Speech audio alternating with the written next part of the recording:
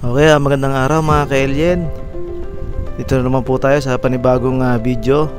Ang trip po natin ay staycation sa Cubo de Bernardo sa may barangay Balubad, Silang, Cavite. Mga 10 minutes away from Tagaytay. Yan, ito po yung kanilang Facebook page. Mas maganda po dyan kung magpapa-schedule tayo mga 1 week before kasi first come first serve po sila dyan. Kasi marami rin po kasi nagpapa-schedule na mag-staycation dyan sa kanilang kubo. At madali din po siyang matunton kasi search nyo lang po sa Google Map yung Cubo de Bernardo. Doon na po kayo ituturo ni Google. Yan, kita nyo naman po yung lugar. Maraming puno, talagang parang nasa probinsya. Yan, tapos may makikita kayong sign yun, ng Cubo de Bernardo. Papasok kayo dun sa maliit na kantong yun. Yan, medyo rough road po yung daan dyan, pero carry naman, kaya din ng mga 4 wheels. Tapos yan po yung mga rates nila sa mga kubo. Depende po sa kubo kung ilang packs. So, no? Pero kami, ang kinuha namin yung good for 2 packs na 1,499. Bale 2 days 1 night. Start po yung check-in ng 2 PM hanggang kinabukasan na 12 noon. Yan po ang entrance. Yan, makikita nyo po, maraming kubo. Ayan po yung tindahan.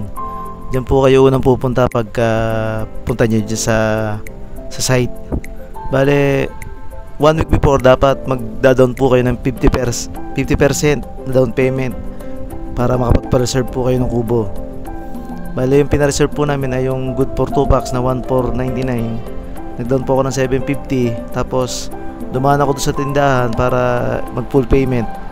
Yan po, ang kinuha po namin ay yung sa taas yung may balcony. Yan. Tapos, yan, ikot ko lang po kayo dito sa parang compound. Yan, ito yung kubo na yun. Pang family yun mga siguro mga 4 to 6 packs gano'n. Yan, ito po yung palibot. Pag wala po kayong ginagawa, pwede kayong tumambay, pwede kayong kumain. Yan, marami pong table at saka chairs. Yan, yan po siya. Yan po yung pinaka logo nila dyan. Bale, yan po, nasa taas na po kami dun sa may kubo namin. Bale, birthday po nung pinakamamahal ko, kaya ito po yung pinaka gift ko sa birthday niya. Itong staycation namin sa may Cubo de Bernardo. Yan, picture. Yan, kita nyo naman. Tapos may free setup kung birthday o anniversary. Yan, kaya pagpasok namin sa kwarto, naka-setup na yan. Simple lang pero ayos naman. Tapos yan yung view sa taas. Makikita nyo may sa swimming pool. Siya nga pala, yung 50% na down payment ay through GCash pwede. Mas maganda na sa GCash. Tapos makokontak nyo naman sila dun sa cellphone number. Tapos dun sa unang araw pagdating nyo, may free coffee with biscuit. Yan.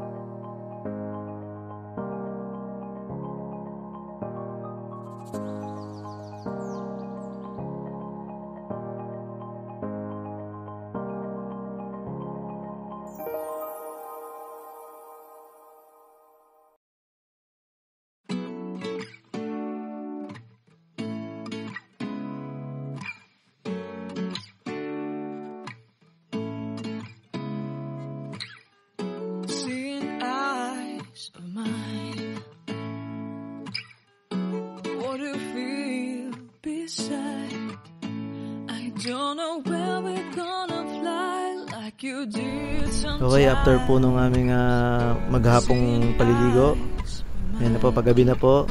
Bale, may pailaw po sila sa gabi. Tapos, yan. Bale, wala po kaming dalang pagkain. Kaya nagpaluto na lang kami doon sa may tindahan. Yan. Dinner. Bale, may mga price naman doon. Tingnan nyo na lang.